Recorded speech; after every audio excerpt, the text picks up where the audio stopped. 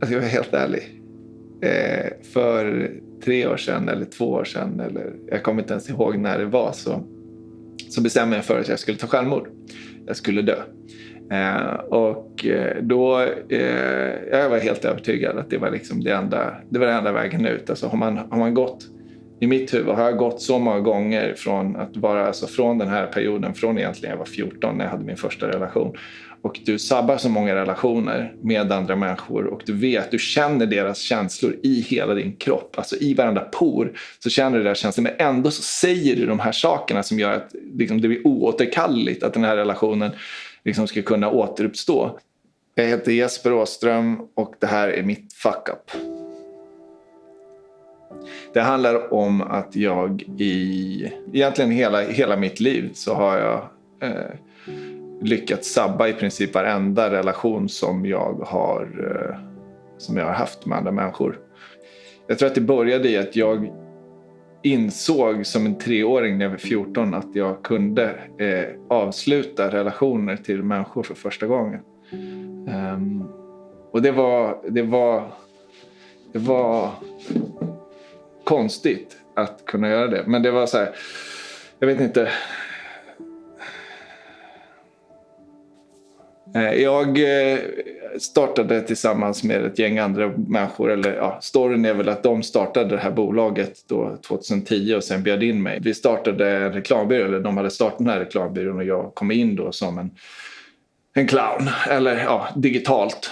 2010 digitalt var ju liksom att man kom in och var kryddan på toppen utav ett reklamerbjudande i reklambranschen. Och man fick komma in och man fick alltid prata sist i pitcher och sådana här saker. Och skulle man säga massa ord som ingen i rummet liksom egentligen visste vad de betydde. Och så skulle man prata om strategier för allting trots att ingen visste hur man liksom ens uppdaterade en Facebook-sida. Så det var mitt jobb under 2 år och jag trivdes inte alls i det. Både på liksom grejen med reklambyråer som var liksom ganska nasty, med allt ifrån liksom korruption till alltså hur folk behandlade varandra, ryktespridning, att ingen ville den andra väl och såna här grejer. Så att jag mådde väl gradvis sämre i det där. Någonstans där åkte jag på ett bröllop, eller till ett bröllop i Finland, och kärde ner mig i en tjej som kom från Texas.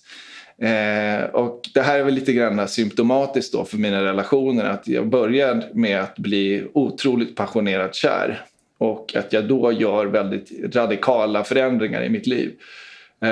Och i det här fallet då så bestämde jag mig för att ja, men det är klart att jag ska flytta till Texas. Och den här personen då, vi dejtade väl i 1 år eller någonting sådär innan jag faktiskt tog steget. Och så gick jag till mina kollegor på reklambyrån och så sa jag det så här. Och det var en väldigt framgångsrik reklambyrå. Vi tjänade otroligt mycket pengar.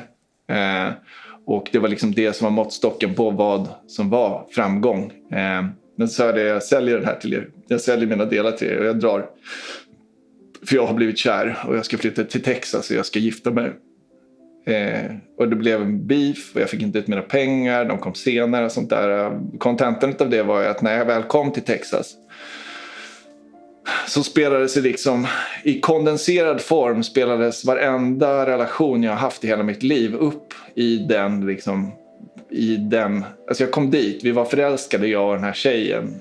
Jag hade alla förutsättningar, jag behövde egentligen inte jobba, jag var liksom som en houseman och men någonstans i mitt huvud så lyckades jag ändå trolla till det.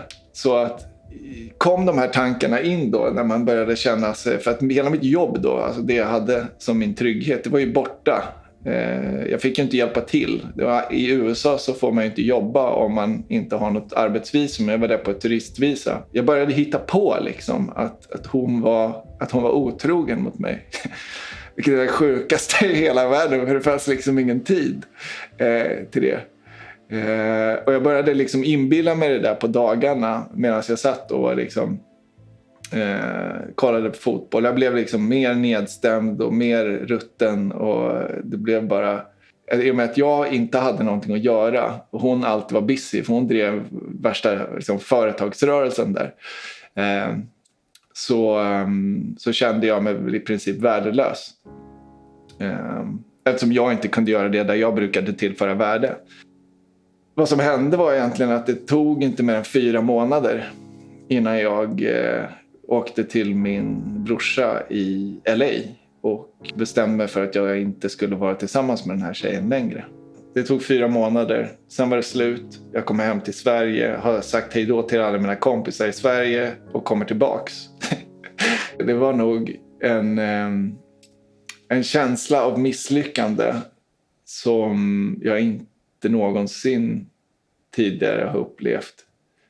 Inte på grund av att de andra brydde sig, utan på grund av att jag brydde mig om idén om vad de andra spelade för tankar om mitt liv.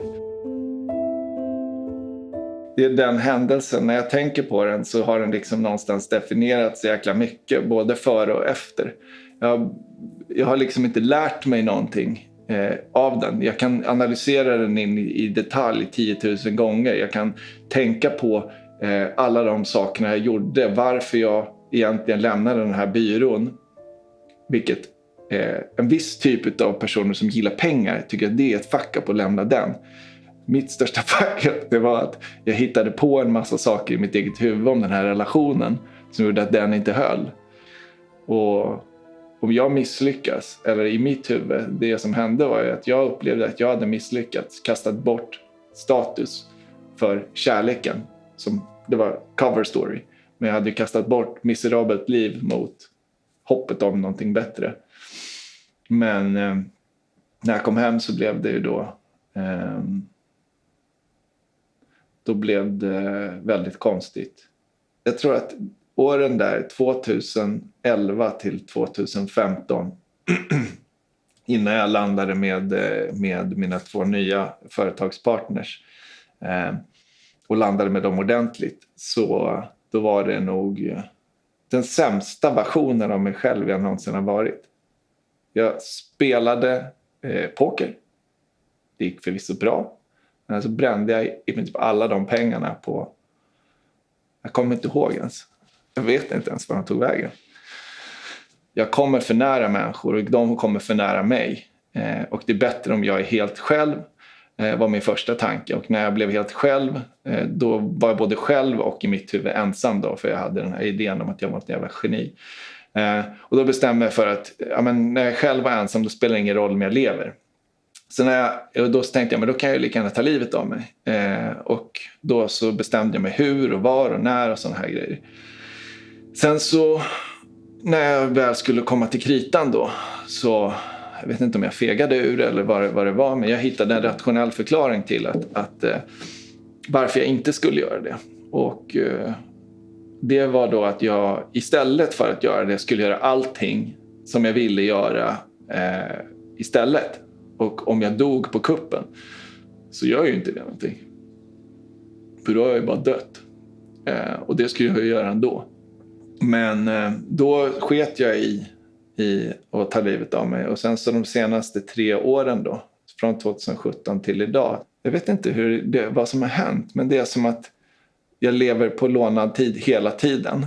Och om jag vet att jag gör det, om allt det här är bonus, om allt det är bonus som blir över, så blir det som att jag inte kan bli arg längre till exempel. Det är en sån här sak som händer. Jag har jättesvårt för att bli arg. Jag kan bli arg på tvättstugan fortfarande för att bokningssystemet är som det är. Nu landar jag någon helt annanstans i mitt resonemang här, men poängen är att jag inte har någon poäng. Det är väl det. Jag vet också att jag inte vågar göra de här sakerna som jag egentligen, eller du vet, de här drömgrejerna som jag egentligen, trots att jag har släppt väldigt mycket, så vågar jag fortfarande inte göra vissa saker. För att jag är rädd för de känslorna. Jag vågar säga till någon under en uppbyggnadsfas i en relation att jag älskar den personen eller att jag tycker om den personen, och jag kan ge väldigt många komplimanger. Fast jag vågar fortfarande inte be om hjälp när man känner att man blir exempelvis svartsjuk. En jätteful känsla. De känslorna har jag ju liksom, de vågar jag inte prata om, så då är jag det istället. Och sen så utsätter jag den här andra människan då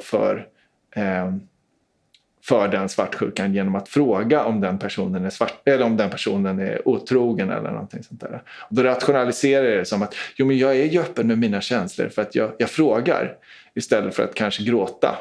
Vilket kanske hade varit en rimligare liksom ett känslouttryck, att bara släppa det fritt. Och kanske är det en fegishet som skapas av att jag liksom tror att om jag skulle släppa de känslorna skulle jag inte kontrollera det och då skulle jag dö. Då skulle jag inte liksom kunna välja om jag dör. Nej, jag har ingen plan. Jag vet inte. Eller så här, jag vet ju vad folk säger, att jag ska gå och träffa en psykolog och såna här saker, men det är svårt. Jag ser det här som en bit av att sätta sig ner och prata med en kamera.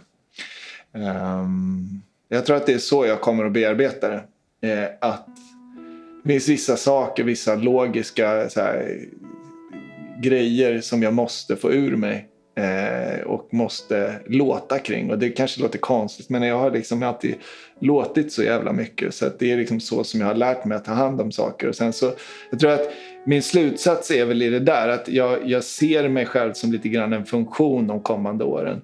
Att jag måste göra vissa saker som jag måste göra. Och jag säger måste med den största liksom, så här, emfasen för att jag faktiskt vill göra det också. Det kommer låta lite tokigt och så. Men just nu, eller så som det är nu, så är det ju ingen som blir bränd utav att jag säger de sakerna. Det är ingen runt mig som kan fara illa eller fara till skada eller kan komma i kläm på grund av att jag gör de sakerna. Eftersom relationerna jag har är så enkla från deras sida att klippa av och distansera sig. Så då så säger jag så här, om jag ska tillföra någon nytta, det är återigen det här lilla Jesus-komplex. Att om jag ska tillföra den nytta, om jag ska liksom, jag vet inte om det är att få människor att minnas sen, då kör jag på de här sakerna nu.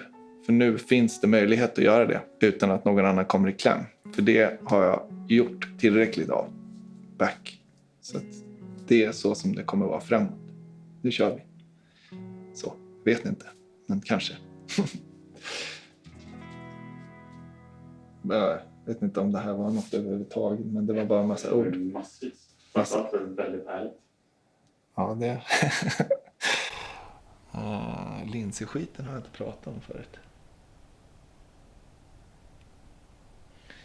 Det var konstigt att göra det.